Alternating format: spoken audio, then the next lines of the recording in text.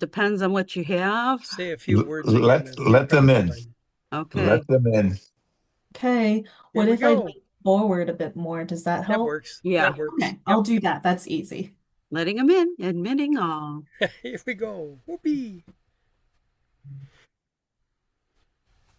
So, just a note to everybody, we are recording this on our YouTube live video. You will find it on the NWSOFA.org. That's for Northwest Suburbs Organizing for Action, NWSOFA.org website. You just click on the tab that says YouTube Live or YouTube Video, follow the link, and you'll see hundreds of videos. Click on an area that says live, and this will be the current one.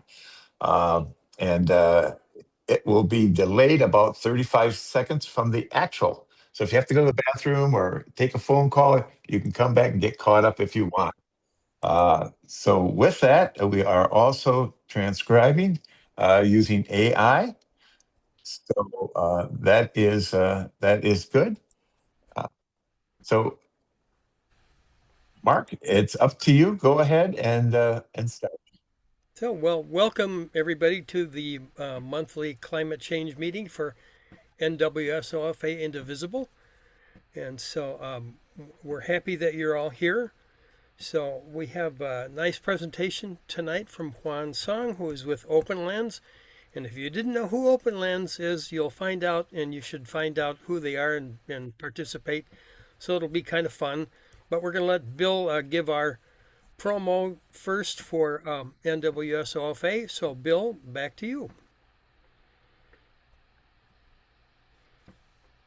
Okay, it's going to take me a second to bring this up. All right, so welcome everybody. This program today is being brought to you by NWSOFA, that stands for Northwest Suburbs Organizing for Action. We are an indivisible chapter. We have 19 different issue groups. The one tonight is our climate and environmental group that is sponsoring this. So just a little bit about NWSOFA and this program that is being done by Openlands. We are an indivisible chapter. We started 13 years ago. About 8 years ago, we became an indivisible chapter, which has over 2,700 chapters across the country, growing at about 4 to 5 a day. Let that sink in, 4 to 5 a day. Every one of those little dark spots is an indivisible chapter across the country. The reason that we have these programs is to allow you to understand facts, sharpen your arguments, and when you're talking to friends, family, or your groups, you can communicate the actual facts and arguments to them. NWSOFA, Northwest Suburbs Organizing for Action, also called the Land Beyond O'Hare, is in the northwest suburbs of Chicago. We're organized on a twin snowflake principle. On the left side, in the orange, you'll see our communications snowflake. For all of you out there that get too much stuff from us, it happens because we have a lot of people that are sending stuff out to you. On the right-hand side, we have 19 of our issue teams. Up to 2024, we had 10, which are all on the outer perimeter in the turquoise. This last year, we have 9 new ones, which are on the inside. Each one of them does some form of presentation each month. Some of them do multiple presentations during the month. Tonight, we're focusing on climate change, which you can see in the turquoise on the bottom left. We have 30 all-volunteer leads that work together to do the communications teams and the issue teams. It is kind of neat. We've added 10 new leads this last year, which is excellent. And our leads are now from all across the country because we become a national group. And just a moment on that, locally, we have almost 10,000 members. We grew from 5 to 10,000 this last year. Thank you, Donald Trump. And at the beginning of last year, we had about 800 people on our national Zoom. Today, we have 24,000. And not everybody jumps on these meetings. Thank God. Uh, so just a little bit about what we do these days. You can scan our QR code if you want, which will take you to an NWSOFA link tree. Now, a link tree allows you to go through all of our different communication areas. You can go to our website. You can go to our contact form. You can go to our Substack, our Blue Sky, our YouTube, and it goes on for about 10 different groups. We're very proud. We started this about 6 months ago, and it's really helped. We mentioned that the live video is running, and when you click on our website and you click on um, our YouTube channel, you'll be taken to our videos. What you want to do is click on that area called live, and then you'll see the climate one showing up here. So we're going to have questions and answers after the presentation. And what we ask you to do is in the chat, you can start out the question with question all in caps and then ask your questions. And at the end of the presentation, Debbie will group those questions and will consolidate and ask those questions to the speaker. Our speaker does have an 8:15 hard stop, so we want to have all their questions in early, and Debbie will communicate to that. With that, NWSOFA, Northwest Suburbs Organizing for Action Indivisible, is proud to present our climate change meeting with Juan Song, Vice President of External Affairs for Openlands. Mark, back to you. So last summer, there was a picnic out in Deer Grove that Openlands put on, and Tony Preckwinkle was speaking, and Deborah Shore was there, and a bunch of other people that I knew, and we walked around and looked at the prairie restoration that's going on in Deer Grove East. I did not know that Juan was out there at the time. I had not met her. We have had Openlands on before, and we were even thinking of trying to do a canoe trip with them at one time, but we didn't do it. I don't remember if that was before COVID or not. But anyway, I've reached out to Openlands again. They presented before with us, and Juan has graciously agreed to come on and talk about who Openlands is and what they do. And so I'm going to turn it over to Juan, and she can take it away. Thank you for coming on. Thank you so much, Mark and Bill and Debbie, for your hospitality and for setting me up today. I want to make sure that I'm able to present, so let me make sure that you can see my screen. And you would think after all this time I would know exactly how to do it, but we are unfortunately a Microsoft Teams house, so it's a bit tricky for me right now. There it is. We can see it. Perfect. Well, thank you all again so much for taking the time out of your evening and your lives to come and listen to me talk. My name is Juan Song. As Mark and Bill said, I am the Vice President of External Affairs at Openlands, but in short, I'm someone who's really passionate about nature and really passionate about helping where I can. So that's what led me to this role. And today I'm going to talk to you about Openlands Conserving Nature for Life, which is our tagline, and we have been serving the Chicago region for over 60 years. I'll ground our presentation with a beautiful image of nature. This is taken at the peak of summer at the Hackmatack National Wildlife Refuge up in McHenry County. This is one of the large landscapes that we work on, and I'm just really happy that I get to do this for a living and I get to share this joy and solace of nature with you all today. If you haven't heard about Openlands before, we are an environmental conservation organization serving the Chicago region. And by that, I mean we serve these counties that you see up on the screen. We are actually across 3 states, and within our jurisdiction, we serve roughly 10 million people. And I always like to add, that is also the 9 major river systems and our Great Lake that is part of our region. We've been around for a very long time, since the dawn of the American environmental movement. We were part of the first Earth Day, so started in the 60s, and since then have really strived to protect the land and nature of our region and to grow it. So not just protecting what we have left, but to create more. We are an organization of firsts. So, for example, I mentioned the dawn of the modern American environmental movement. We were part of the movement to launch the first rails to trails conversion. So that is converting abandoned railroad tracks into usable trails for recreation. So we worked on the Illinois Prairie Path in the 60s. We're still working on trail connectivity to this day. In the 70s, for example, we saw with unchecked lakefront development that there was a major need to shore up protections locally, or else our lakefront is going to be developed by private developers. So we were one of the original architects of the Chicago Lakefront Protection Ordinance in 1973 and the Lakefront Plan here of Chicago. Right now, this is a big area of focus for us, with multi-billion-dollar developments constantly cropping up every few years in the Chicago region. You know what I'm talking about, and I'm happy to answer questions about that. In 1984, we were the first to help establish the I&M Canal National Heritage Corridor, and now that model of national heritage areas has been replicated over 60 times within the US and even once in China as well. We helped to create and form the coalition that pushed for the Medewan National Tallgrass Prairie, the first tallgrass prairie in the nation, and now there are several.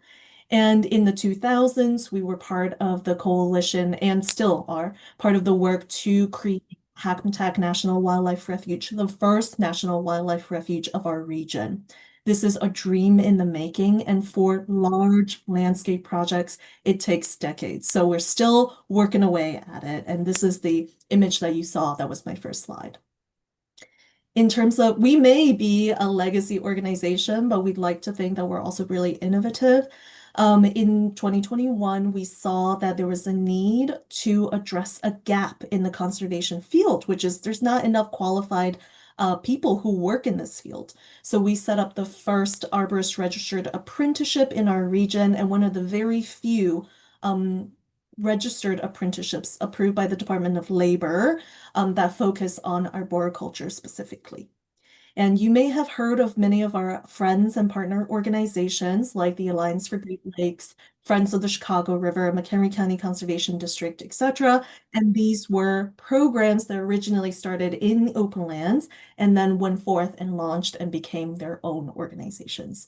So we love to see that we are an incubating organization, and we love spinning off ideas that are really great standalone ideas as well. If you're really into history, you can check out our website. There's a huge interactive timeline that shows some of the work that we've done and surprising landscapes that we've helped to protect in our region. Now, this is kind of a sobering fact, and I want to ground us in this discussion. I am an optimist, but I'm also a realist and a pragmatist, and this is very sobering for our region. So for our region, only 8% of land is protected for generations. You may have heard of something called the 30 by 30 movement, where the whole world is trying to protect 30% of land by 2030. In our region, we are lagging behind. And for every acre of land that we protect, 2 are actually lost to unchecked development. So this really puts a lot of stress and risk on our community and natural systems. So grounding us in this sobering fact, Openlands set out to create our next strategic plan. So we just wrapped up a strategic plan. We had new change in leadership. So last year, we spent the whole year doing a lot of soul searching and work thinking about, okay, how do we show up as a regional conservation organization to tackle this pressing challenge? So this is the framework that we developed last year. This is our strategy for the next 5 years. But when creating the strategy, we are looking at tackling systemic issues with ramifications 25, 50 years down the road. So our new strategic plan is organized around these 5 reinforcing priorities. First is land-centered leadership, then resilient and connected landscapes, then people and places, then conservation innovation, and organizational excellence. These seem kind of corporate-y, but I'll go into a little bit more detail to show you what I'm talking about when we're talking about each of these priorities for us as a local organization. We really believe that there's a lot of value and beauty and things worth protecting here in our region. And we believe that the people of the Chicago region are truly some of the most kind, loving, impact-driven folks. And because of that, we have already an existing infrastructure of forest preserves and conservation areas that makes our region unique. And, a lot of people, when they think about the Midwest, they're like, oh, it's the corn flat people. No, we have so much abundance and diversity and beauty here. And I'm sure I'm like preaching to the choir. But these are places that are worth protecting. And you don't need to go to far away places in order to enjoy nature. And we really believe that. So our strategy is very based on land. It's based on the principle that we can all do something, but it's also based on because of our pressing challenges, we need to band together and do smart things together. So let me demonstrate a little bit about what I mean by each of these priorities. And of course, piping plovers, we love them. They're special. They nest here. Okay, the first is land-centered leadership. And this means that Openlands is committed to using our influence to position land conservation as a key driver of environmental health and regional vitality. We aim to, by 2030, unlock an additional $150 million in new state and local investment in land and water conservation. Now, especially with federal rollbacks on land protection and a lot of federal level challenges, we really need to up our game locally. This means working at the municipal level and works across different counties, work, at the state level. So this is us making a commitment to local conservation investment. An example of how we have been involved in that recently is in 2022 and 2024, Openlands was part of a coalition called the Vote Yes for Clean Land, Water, and Wildlife referendum. This referendum passed in Cook County in 2022, and then later in DuPage, Kane, Lake McHenry in 2024, and then Will County had a bond issue. But together, the voters of our region have decided that it is worth the investment to tax themselves in order to have money injected into our local forest preserve systems. So as a whole, over the next 20 years from these referendums, we anticipate an additional $1.6 billion for our local forest preserves. So that's very significant, and we are committed to doing more of that and definitely more in the next 5 years. So that's what we mean by land-centered leadership. The next here is connected and resilient landscapes. This one is really building a cohesive network of conserved lands and waterways. So by 2030, we are committed to conserving an additional 10,000 acres of land through land protection like acquisition and restoration initiatives. So I should zoom out and let you know that Openlands is a nationally accredited land trust. That means that we can handle the technical real estate transactions to buy and protect land. Unlike many other land trusts in the country, we don't hold on to land in perpetuity, so we are not like the permanent landowners. Instead, we transfer the land to usually a government agency like U.S. Forest Preserve, U.S. Fish and Wildlife Service, the different forest preserves, etc. So here it is an example of a large land acquisition that we did up in McHenry County in 2024, and that was nearly 1,000 acres of land protected to add on to the National Wildlife Refuge at Hackensack. So this land is in the process of being transferred from Openlands and Illinois Audubon and other conservation groups that banded together and pulled the money together to purchase this land to U.S. Fish and Wildlife. So even though there's massive headwinds from the federal government, we are still able to do some real estate transactions and get some lands into permanent protection. Part of our work here is also restoring. So how do we bring back high quality landscapes, right? So we're doing a lot of restoration work at Hackmatack in support of Friends of Hackmatack, a Friends of group there. But as Mark mentioned earlier, we did a huge project locally along the Des Plaines River watershed. Recently, Deer Grove was one of them. And this was like a 20-year project to mitigate against the wetlands that we lost when O'Hare Airport expanded in 2005. So because O'Hare Airport is part of the Des Plaines River watershed, they, in expansion, actually got rid of 280 acres of wetlands. So the city of Chicago gave us this mitigation money in order to make up for the wetlands lost. And I'm really pleased to share that we did a great job. We made up not only 280, but almost double the wetlands required. So we created more wetlands with this O'Hare funding. And we did this at 5 different sites. Again, large landscape. So you heard about Deer Grove. We did both Deer Grove East and West.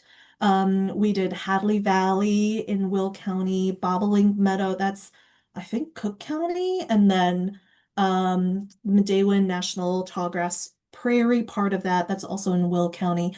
So these almost like test cases really show that when given the funding to do restoration work, we can really make big things happen for our region. And if you've been to Deer Grove in the summertime, I mean, it is a gem, an absolute gem of our region. And we found the floristic quality, so that's a really technical term for measuring our impact, is now like top of best in class in terms of just the diversity of plant species, which means that there is now an abundance of animal species as well. Okay, so that's kind of connected and resilient landscapes.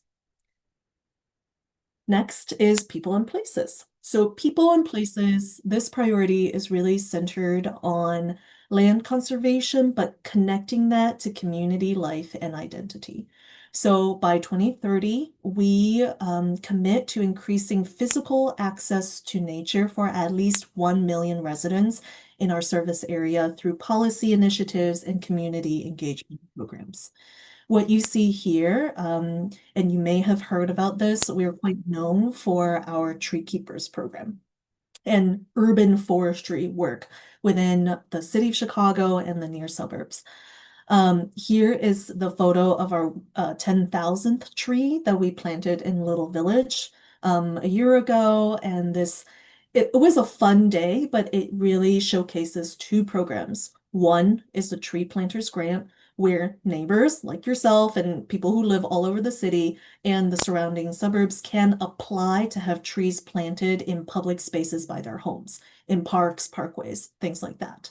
The commitment is it's almost like a baby shower for that tree, because you, by requesting this tree, also commit to kind of gathering your neighbors together, plant the tree, and take care of the tree, like watering, occasional watering, things like that, and making sure that you're mulching. And so I like to think of it as like a tree shower.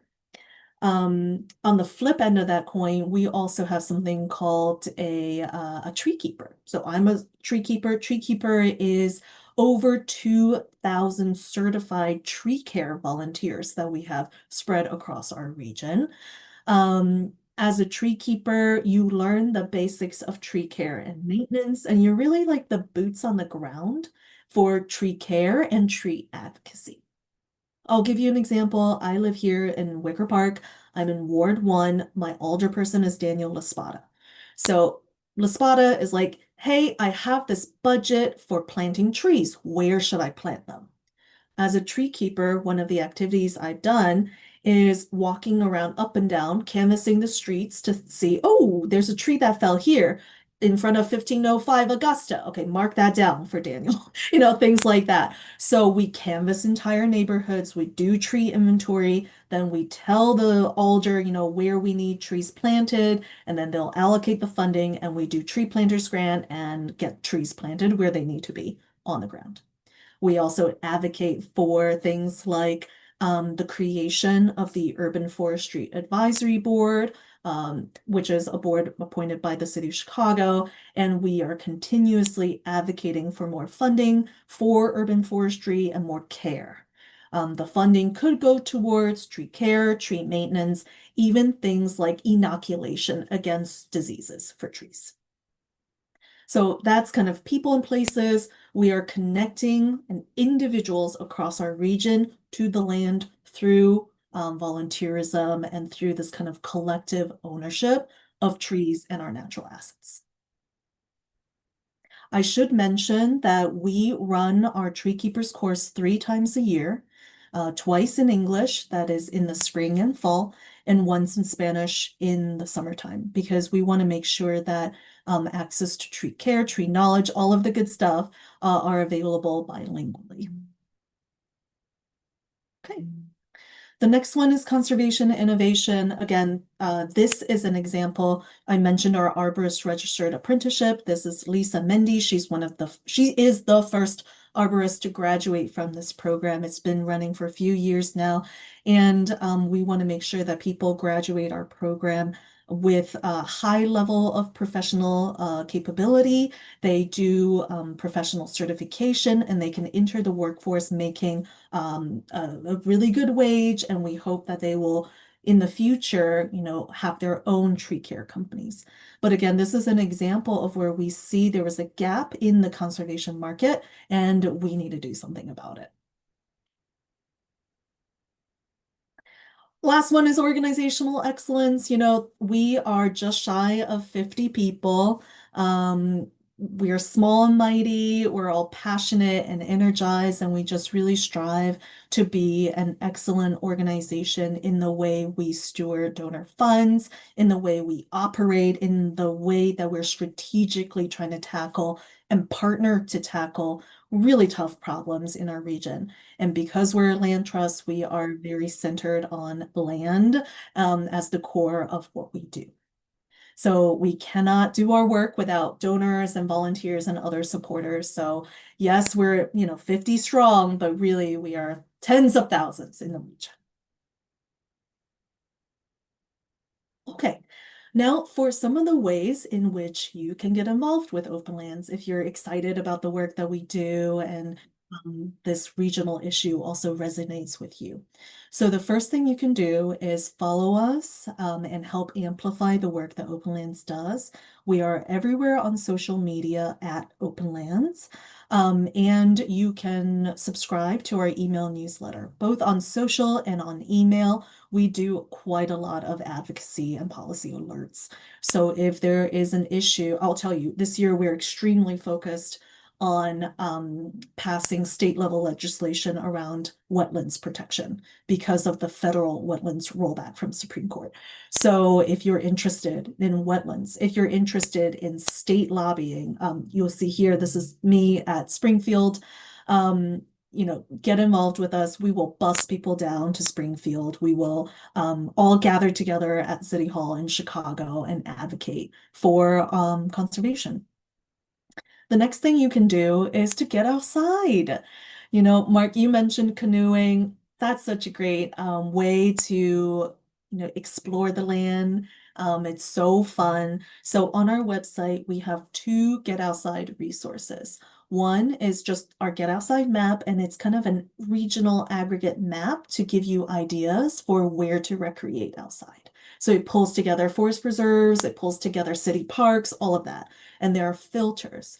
For example, Debbie, I know you're a birder. There's a birding hotspots filter. So you just need to click bird, and all the areas that we've identified as really hotspots for birds will pop up, and you can use that to plan your trip.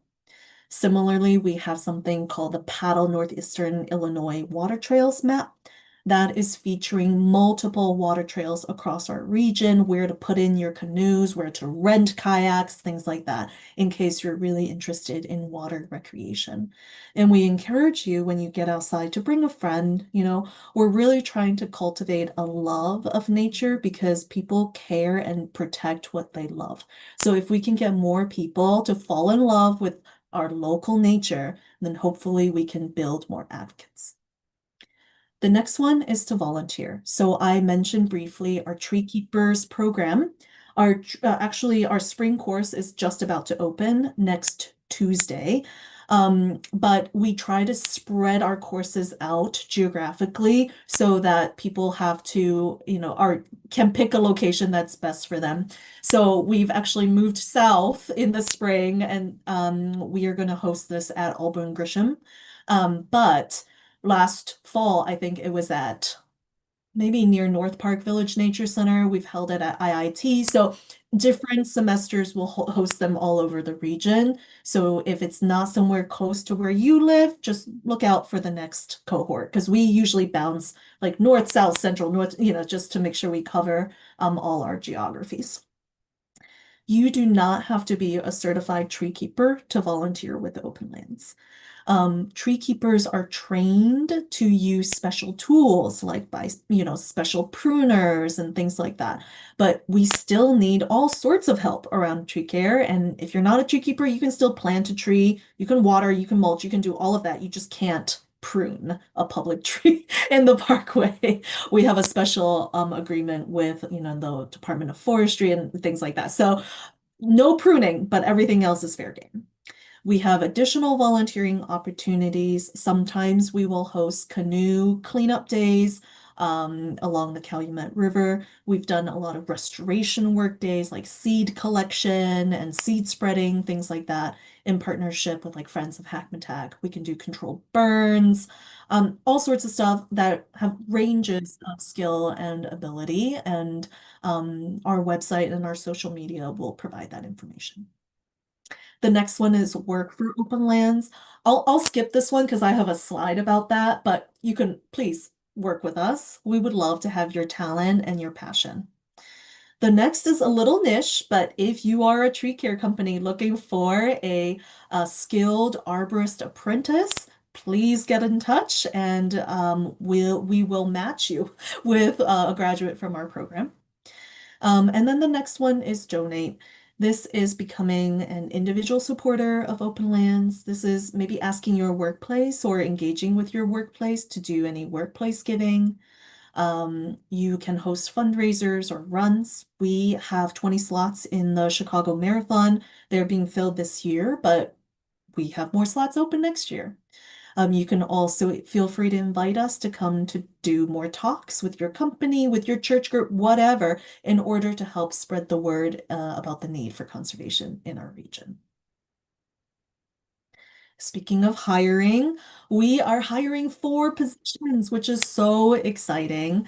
From our forestry team, we have a forestry specialist role that's open right now, and this is the role that oversees the arborist registered apprenticeship training program. We have multiple foresters who are part of that team, so we're hiring one more.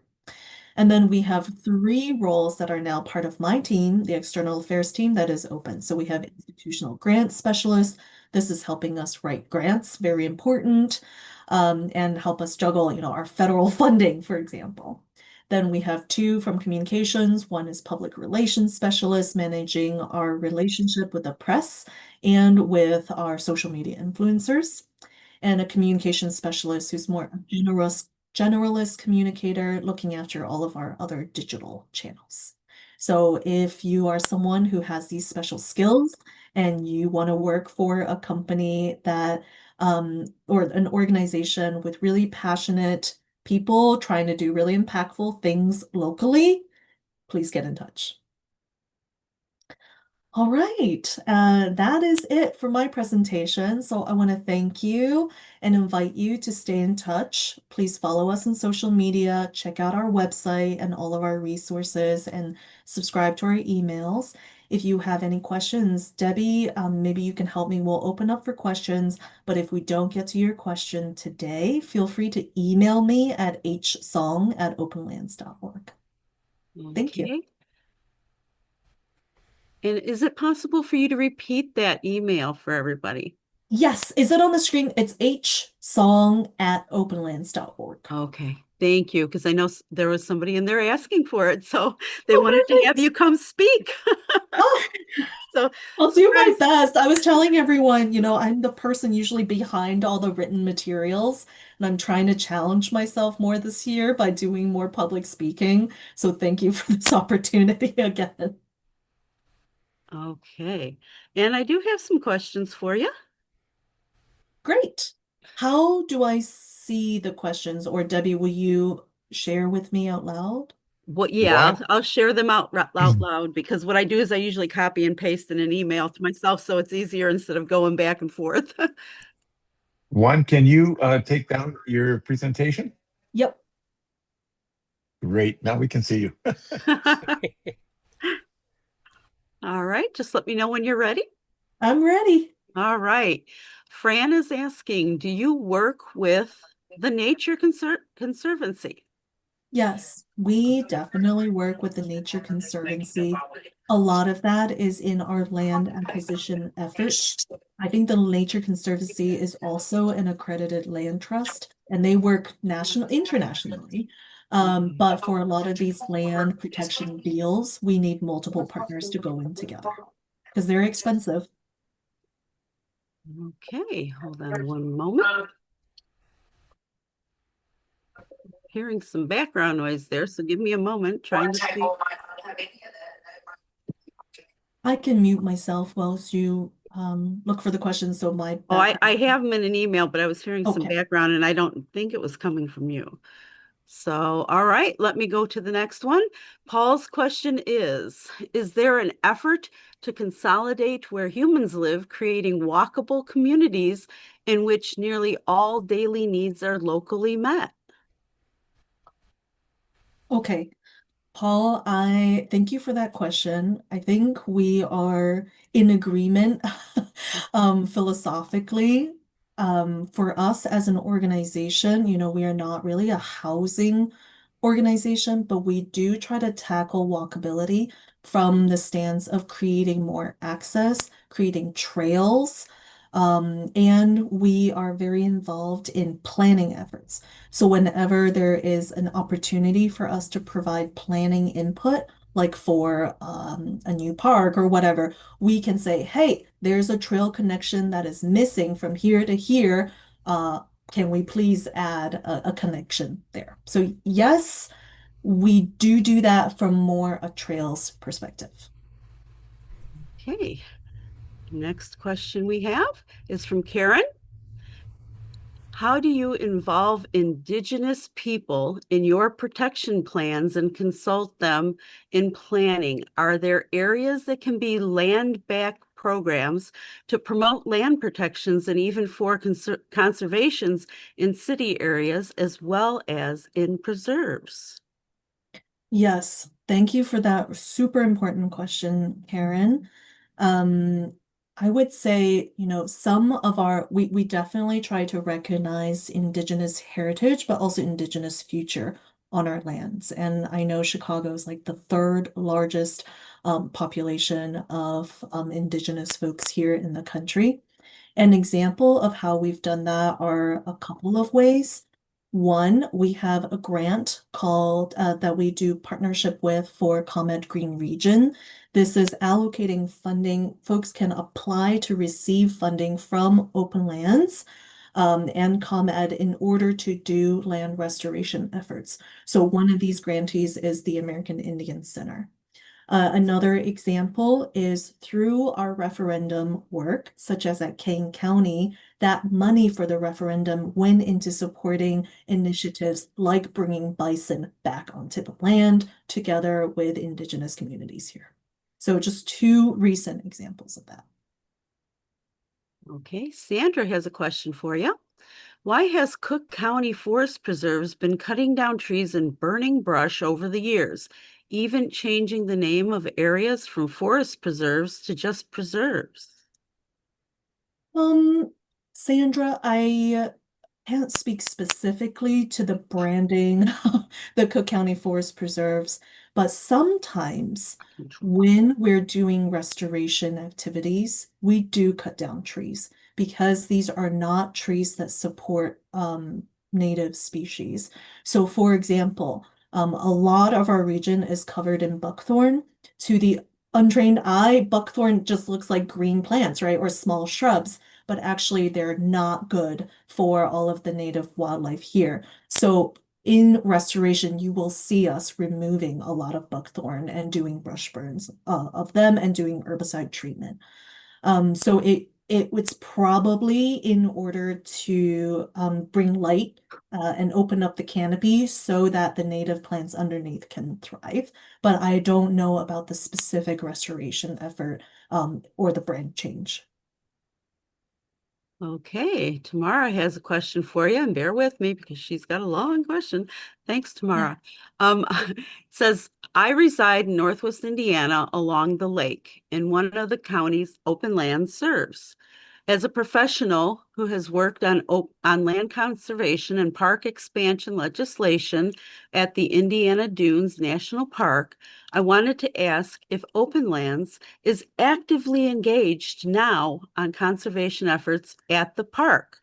If so, are you working with nonprofits in the area like Save the Dunes, Friends of the Indiana Dunes, Shirley Hines Trust, etc.? Does Open Lands plan to increase their visibility in the 3 Indiana counties you serve? Thank you. Okay, Tamara, thank you so much for that question. And yes, with our strategic plan, we are really looking at large landscapes and maybe coordinated efforts to protect large landscapes. So lakefront is one of our kind of strategic areas that we're really trying to have a comprehensive vision for. This means the entirety of the lakefront within our service area, from Wisconsin, Racine County, down to the 3 counties in Indiana. In the last maybe decade or so, we have not done as much work in Indiana Dunes around the national park specifically, but I do anticipate that that will change. And we do work with Shirley Hines as well. They are a partner land trust, and we go to a lot of conventions and meetings together to share resources and knowledge about how we can partner. Yeah. Okay, Robin would like to know, how is Open Land funded?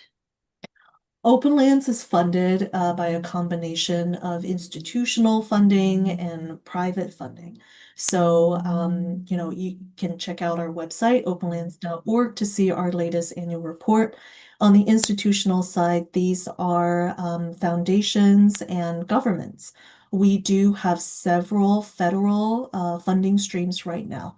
So, for example, we have an IRA funding to do additional urban forestry work. We have funding from, it used to be called National Fish and Wildlife Foundation. Now it's called something else. I can't keep track. But that is funding for our Grant Creek Restoration Project in Midewin National Tallgrass Prairie. That's a grassland habitat restoration project. And that project was actually kind of tenuous last year because our federal funding was frozen. And then we had to pull equipment all of Midewin, middle of winter, right during peak restoration season. So yes, we are definitely federally funded and impacted by federal funding. We have state level funding, and we have a lot of private foundations, family foundations, things like that. That accounts for half of the way in which we're funded, and the other half are probably individual donors. Okay, thank you. Marcia's question. She says, I'm a resident of Porter County on the shores of Lake Michigan. Many data center proposals have been considered in our area, and one in particular is moving rather quickly in advancement in nearby Hobart, Indiana. The proposed site is near the Lake George Plateau and Deep River, which flows into Lake Michigan. A mile and a half north of that site is an Indiana Dunes National Park parcel land, also protected near a bike trail by Shirley Hines Land Trust. Has your organization engaged in a conversation with any of the officials in these communities about preserving green spaces and or opposition of these data centers in Northwest Indiana? Thank you for your good work also. Oh, thank you so much, Marcia. Data center and land and water use around data center is definitely something that our policy team is on constant vigilance for. So part of our work, what we call internally, is conservation defense. This is how to fight against things like this as they crop up. So we may do that in different ways. We could get in early, such as during land use planning process. So we are doing that right now in Will County, because Will County in Illinois is another one of these hot spots for people eyeing land use for data centers, transportation hubs, things like that. So we will try to get in at the planning end of things. We then have a lot of meetings with officials. We try to do coalition building with a lot of local community organizations.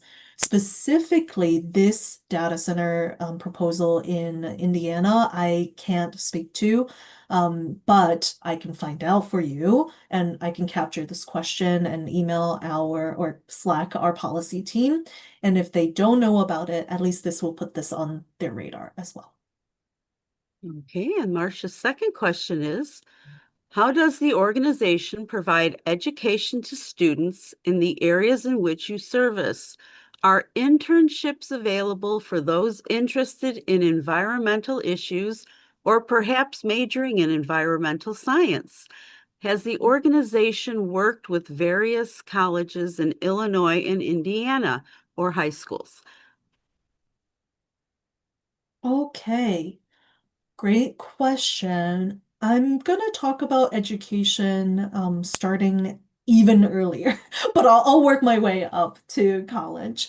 One of the programs I actually did not cover today, I had an image, but I didn't get into it. I'll get into it now. So thank you, Marcia, for that question. Is our work on a program called Space to Grow. Space to Grow is a green infrastructure improvement work that we have done for over 10 years in the city of Chicago. This is transforming elementary schools, and this year expanding to high school for the first time. These different schools across our region that are vulnerable to flooding. And we rip up all of the impermeable surfaces and we replace them with permeable surfaces. So this is work in collaboration with the Metropolitan Water Reclamation District, Department of Water, Healthy Schools Campaign, and our capital funding from CPS. So we have, I think, 42 or 43 schools transformed that way. And in the process of doing that, there's a lot of community engagement to spread the word about environmental education. We create nature classrooms, nature play areas. We do community gardens. We help upkeep these gardens sometimes, and we train like teacher, student, or parent champions to take care of the space. So this is a way that we're trying to engage with students with the nature environment early on, and a way for them to enjoy nature, recreate in it, even within the small part that is their school, because public school spaces are open year round, so the whole community can come gather there, enjoy these naturalized areas in schools. So this is like starting really, really little. In terms of high school, we are kind of strategic about the high school students in which we engage with. Right now, we have a program called the Beaubien Woods Youth Ambassador Program. This is a training program with local high schools in the Calumet region. These are paid summer internships in which we help bring high schoolers out to Beaubien Woods to experience both the historic the historical interpretation work and restoration work that we're doing in partnership with the Forest Preserves of Cook County. So we want to showcase that there are career paths in nature, such as ecology, geology, all of these jobs, and tourism, if they're interested in kind of ecotourism or sustainable tourism things. So that has been an ongoing program, and the high schoolers are very engaged as part of that. In terms of local colleges, we don't have any formal internship programs with local colleges, but I know across the boards we all work with a lot of college students. Um, for me personally, my team in communications and external affairs has taken on annual cohorts of students doing like a capstone project. And I work with Northwestern University and Loyola University specifically. But I know this is going on more informally across the board, across our teams. Okay, Alfeo has a question for you. Hopefully it's an easy one. He says, it's cold out there. Any indoor nature places you'd recommend? Oh, that's such a funny question. I love it. Okay, let me go into my mind palace. Um, okay. I'll do a plug for an outdoor area. I think Polar Days events are coming up. Maybe Northerly Island this weekend, hosted by the Chicago Park District. I think that's happening maybe this weekend. I was looking because I have a toddler, so sometimes, I'm always looking to keep him entertained. So he gets bundled up regardless. But for indoor locations, I live pretty close to Garfield Park Conservatory. Love Garfield Park Conservatory. It's so cozy and warm in there. I think it's free for City of Chicago residents or Illinois residents. I don't remember.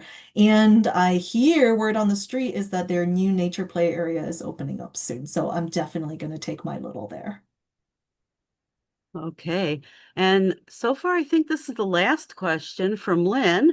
I have to look back, but in the interim, she is talking about AI centers or data centers. And she says there's talk about building a data center in Lake County in Grays Lake area. I think it has passed proposal. However, there is never anything on the village meetings about it. What can we do to stop it? Data centers are horrible for the environment. Yeah, Lynn. hmm, That is so tough, especially since I feel like this is illuminating that the democracy and the system that we live in is broken because it's not allowing for participation or transparency. So let me also elevate this with our policy director who actually lives in Lake County. And we do have a lot of work in Grace Lake, so he probably knows about this already, and probably is working on coalition building to see what we can do about this data center. Okay, and I did find a couple more questions in the chat. And since how we're not at 8:15 yet, I think we can take them, hopefully.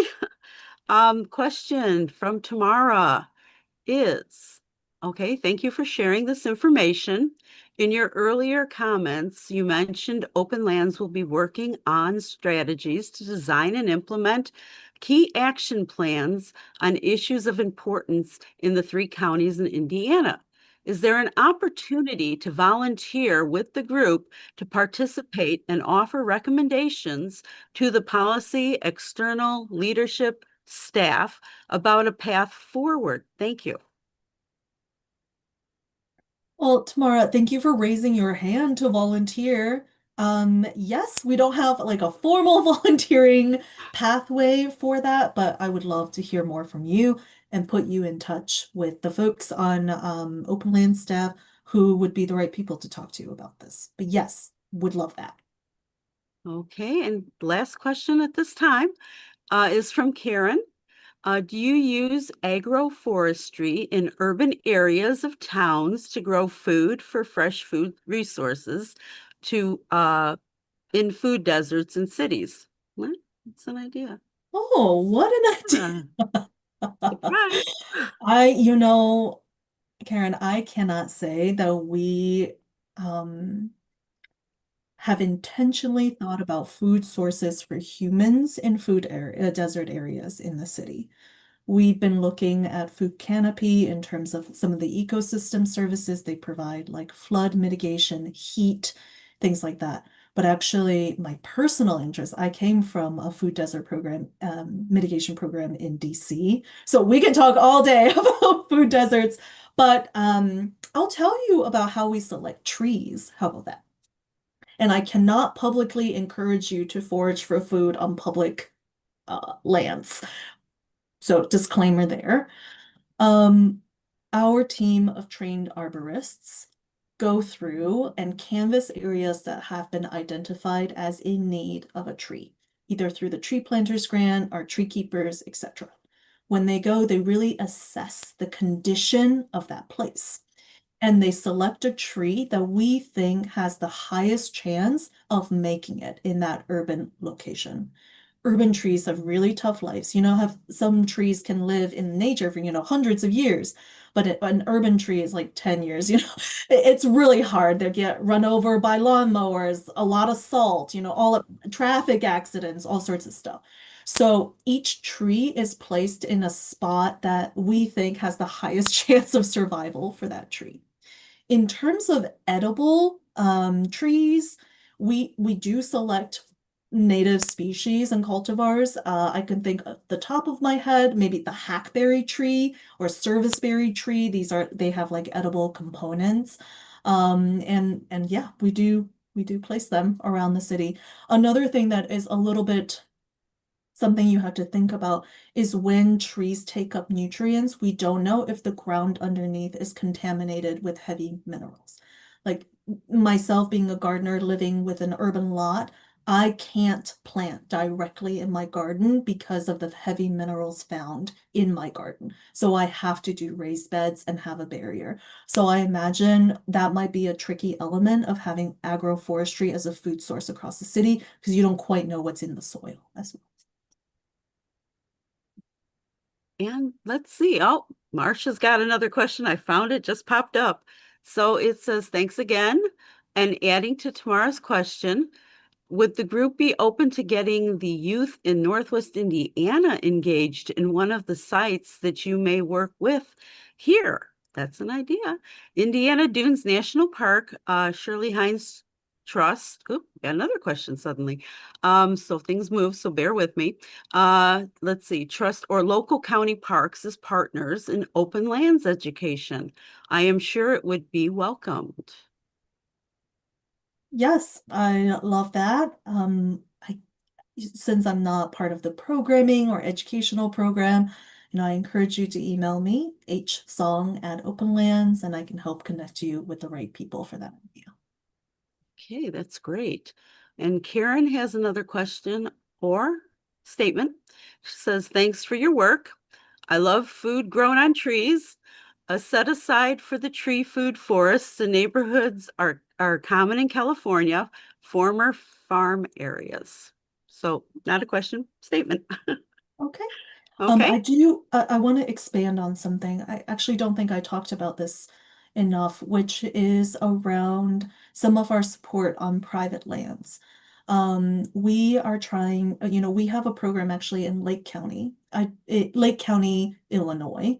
I don't know how many folks on the call are from Lake County, Illinois, or be interested in this, but we have a program called Lands in Harmony where we will send out an ecologist to your home to help you evaluate if you want to make conservation-friendly landscaping choices in your home, help you make that decision and plan out how you're going to transition away from lawn.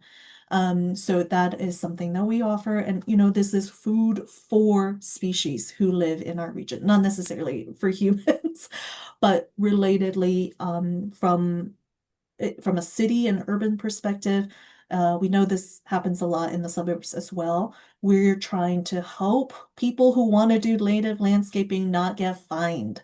So we have a policy person who sits on the Native Landscaping Ordinance Board. We're really trying to make sure that if you have a native planted garden or whatever on your front lawn, we want to change the regulations, so we want to make it taller.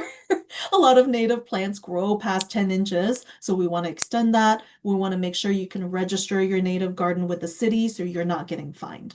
And on the state level, we helped to push forth a legislation that banned HOAs from fining you if you have a native garden. So doing a lot of work around native plants and native garden on private property. Okay, and Lynn is asking if it is possible to have your email posted in the chat so that people can pick it up, possibly. Yeah, absolutely. I'll type it in. I'm at Okay. hsong@openlands.org. And I'm also on social media. You can find me. I'm the person behind all the Instagram and the Facebook and things like that. So I answer the DMs because we need to hire a communication specialist. So in the meantime, you can also get me there. Well, as you're putting that in there, guess what question popped up in the chat for Oh, you? You okay. remember the question I asked you earlier about Yeah. the bird in your pic? Oh, that came? Yes, some Amy actually put a question in there. What kind of bird is that? Oh, that's so See? funny. It is a common yellow throat. I'm glad I checked, Debbie, for you in See? I advance. am not alone. Okay, and Tamara has another question in here and seeing how it is before 8:15. She says, has Openlands conduced any surveys with Native American groups, Potawatomi, or identification of trees, i.e., ancient burial grounds? Mm, I don't think we have done any surveys, Yes. but we have done regarding trees, I think a while ago, a witness trees program where we plotted witness trees in our service area, maybe with the Morton Arboretum. I don't know if these are ancient burial grounds, but we definitely identified witness trees. And I think stay tuned for more heritage tree updates at the city level. Okay. All right. Well, that was the last question at this time because Tamara has said we have many in Indiana. So, Awesome. And I right. want to emphasize that, Openlands, we serve the Chicago region, but we are part of a broader coalition of land trusts in serving the whole country. So Dot, I saw that you're now living in Texas. We miss you. You probably don't miss the cold. But yes, as a member and an accredited land trust through the Land Trust Alliance, we do also advocate at the federal level, and we come together and we go to the Hill and we do all the things to try to help land legislation pass at a federal level. Okay. That is it. That is all the questions I have found. Okay. I've got a question actually. Yeah. Um, is the American chestnut coming back into this area? I don't know, Mark. As you It's know, I can find out for you. the the American Chestnut Society, I think, has found that they are able to grow them again.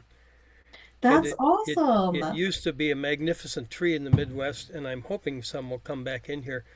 But that's it. We'll have to find out. I just want to thank you for a wonderful presentation. I thought you did a great job, and I think you've opened the eyes for a lot of people as to what Openlands is doing, and it's really a lot of fun. There are a lot of things that you're doing that I didn't know you were doing, and yeah, this has been just great. And you'll see. I think you'll find that people are going to reach out to you. So you've done a great outreach, and so this is really fun. We need to have you back again. So keep us in mind. And if there are anything that we can help lobby on, and legislation and things coming up that we need to do, we can get some people organized and do some stuff. So please keep us in mind. And I'll email you again tomorrow, thanks, with some connections and things. Um, there's a group called out in the Rocky Mountains called Community Builders that is trying to build walkable communities. I don't know if that movement is spreading here, but that relates to some people's questions about walkable things. So that might be starting to happen around. But anyway, that's it was really fun to hear you, and thank you so much for coming on. Thank you. Thank you so much for having me. I will keep my eye out on emails and I'll either answer them myself or pass you along to a colleague who can answer your question. But thank you for the opportunity to come and speak about open lands and nature, my favorite topic. Great. Well, Bill Davis, Bill has his hand up. No questions. Just a just a comment that this was an absolute excellent presentation. I have no idea why you're in the background. You should be in the front ground all the time. Uh, so when we started the presentation, we talked about what our goal was at NWSOFA to educate, to help people to understand the arguments, and then to take that information and spread it out. I think we got 3 check marks here. Each one hit well. In terms of other presentation similar to this that we're going to have for the rest of the week, tomorrow we have a hands-on how-to on the technology, how to use the technology today to make you more efficient. That will be at 2 o'clock. And then tomorrow, which is Wednesday, excuse me, so now on Thursday, we have the Sorting Soup, which is doing a book club review of Project 2025, How to Resist Project 2025.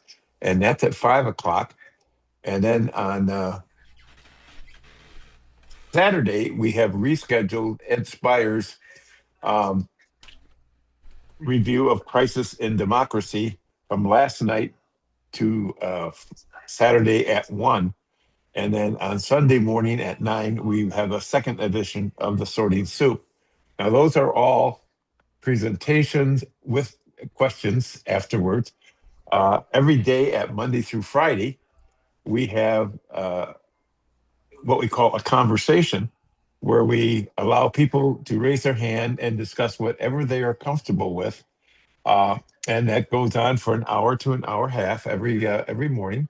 And then we do a unhappy happy hour every Friday at 5 o'clock. And again, where we just allow people to come in and we try to structure that a little bit about what they're doing to resist, what they're doing to protest, and other things. And we get people from all across the country. I'm very proud to announce that today we actually had more people join this call than RSVP.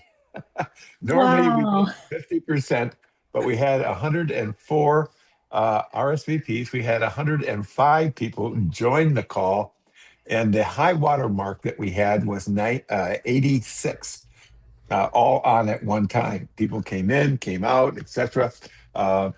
And that's because people join from different time zones. So it is amazing. Um, and I had a number of people that said they couldn't find the right Zoom link. So I sent them to them, and then they joined. Those were the late joiners that we had. Just a total appreciation. We have a lot of people that join these calls or that lead these calls. You have done one of the best presentations that we've seen. Thank you so much. And thank you to everybody who's joined. So, Mark, so anything last? I don't think I On? have anything. As Juan, you see, we're very busy, and it gets busier all the time. We have so many lead groups starting. We're going to need a double calendar to get people doing it, but it's growing exponentially. But thank you again for coming on. So much. It's great, and we want to have you back again. So and keep us in mind if there's something we can help doing. We want to help out, and I hope we see you out at the forest preserves. And maybe you'll come back out to Deer Grove again, the first county forest preserve in the country. That's For right. people who didn't know, it's an amazing place. And anyway, thank you again for coming on. And thanks everybody for attending. And next month, we're going to try to do something we're going to try to run a program called Buy Now, which is about the horrors of the consumer stuff, I think. So more on that to come next month. But anyway, thanks again, Juan, for coming on, and thanks everybody for attending. That's all I've got. And Mark, I forgot our gun violence prevention on Thursday at 7 p.m. And Bill, All right. question Yes. before we go. Lynn is asking, when is the Project 2025 read meeting? Is that Thursday? Thursday at 5 At 5. and Okay. and Sunday at 9. Somebody's got it in chat. So Yeah, Robin put it in chat. All right. Thank you, Robin. right. Okay. Thank you all. Thanks, Wonderful, everybody. Thank you. wonderful Take job.